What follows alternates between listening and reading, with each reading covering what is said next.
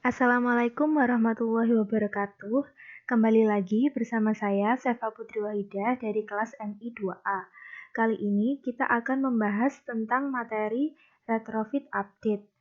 Materi ini bertujuan agar kita bisa mengupdate data mahasiswa ke dalam RESAPI.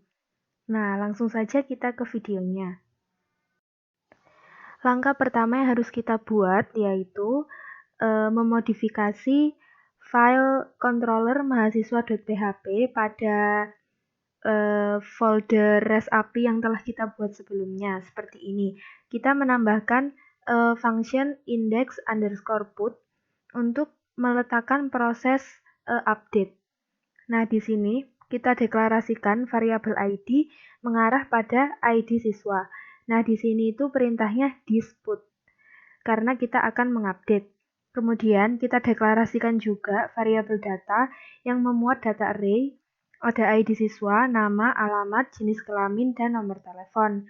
Kemudian kita lakukan query update, di mana nantinya akan mengupdate tabel mahasiswa sesuai dengan data yang telah kita deklarasikan, dan yang diupdate adalah sesuai dengan ID siswa yang telah kita pilih.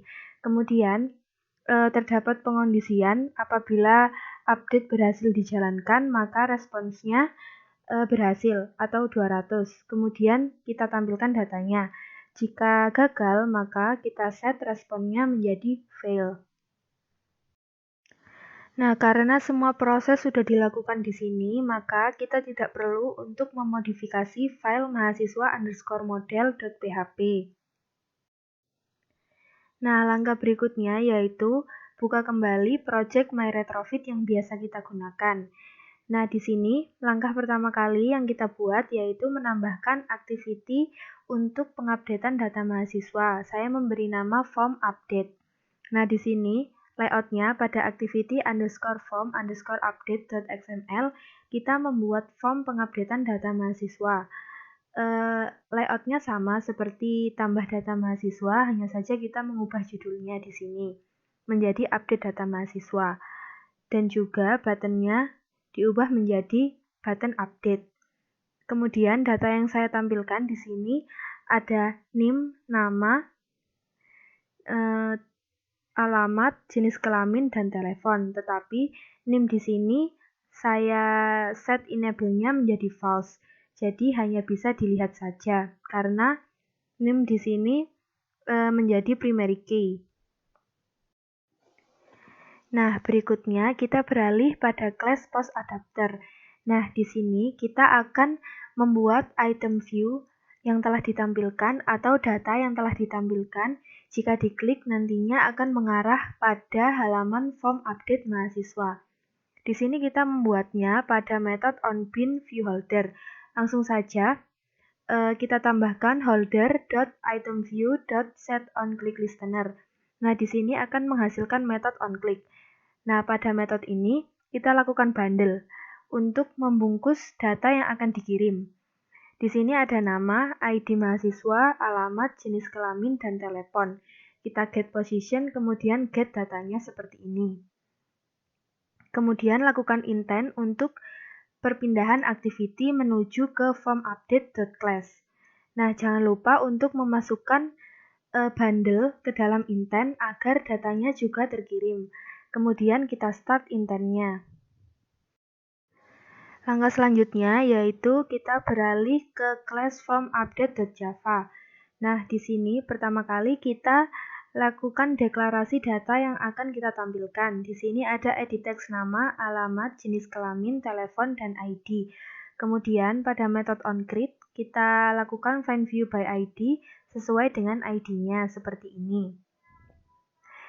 Kemudian untuk menampilkan datanya, lakukan bundle dengan getIntent.getExtract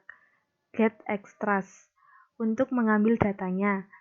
Langsung saja kita set text, misalnya untuk mengambil data nama, kita langsung set text edit text_nama.setText bundle getString, lalu masukkan key yang sudah kita tuliskan pada post adapter tadi.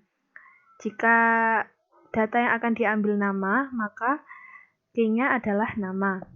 Di sini saya set enable ID mahasiswanya false karena data ini tidak mungkin untuk dirubah karena merupakan primary key dari tabel mahasiswa.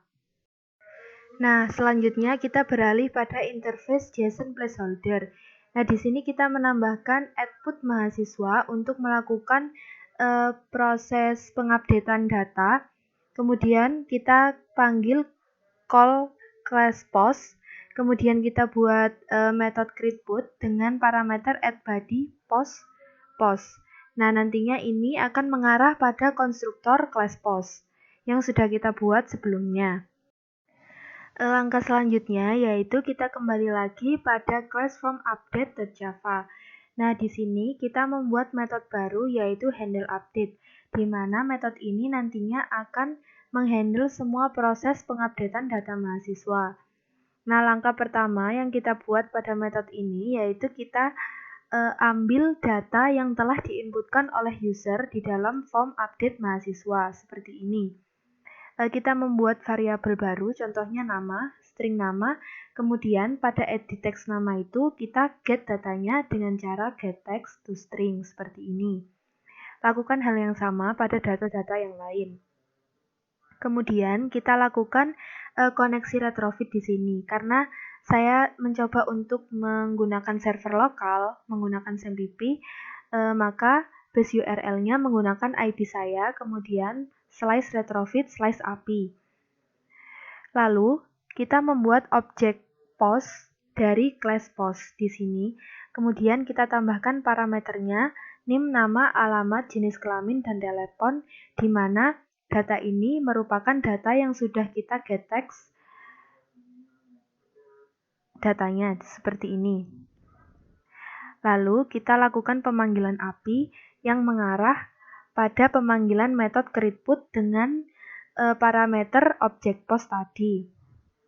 Sehingga dihasilkan dua metode yaitu onResponse dan onFailer. Apabila proses berhasil, maka terdapat pesan berhasil yaitu data berhasil diupdate dan kemudian akan langsung berpindah ke halaman main activity. Kita lakukan intent di sini. Apabila gagal, maka terdapat pesan toast yaitu gagal. Nah, langkah terakhir yaitu kita kembali lagi pada activity form update.xml.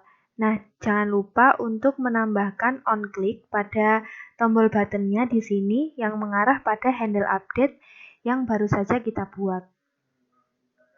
Nah, itu saja langkah-langkah untuk membuat retrofit update. Untuk lebih jelasnya, mari kita cek hasilnya.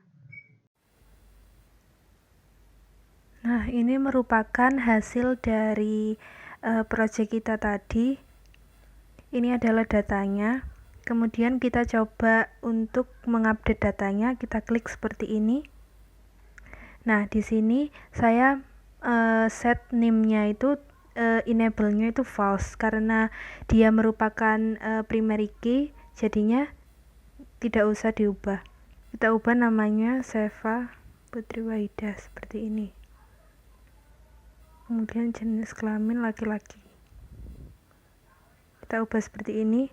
Nah, jika berhasil maka akan muncul data berhasil diupdate seperti ini.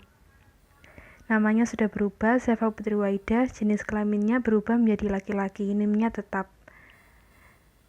Kita coba lagi. Ini menjadi Doni. Alamatnya Malang. Kita update, data berhasil diupdate. Nah, namanya Doni, alamatnya Malang, seperti ini. Nah, itu saja yang bisa saya sampaikan.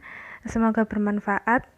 Terima kasih sudah menonton. Wassalamualaikum warahmatullahi wabarakatuh.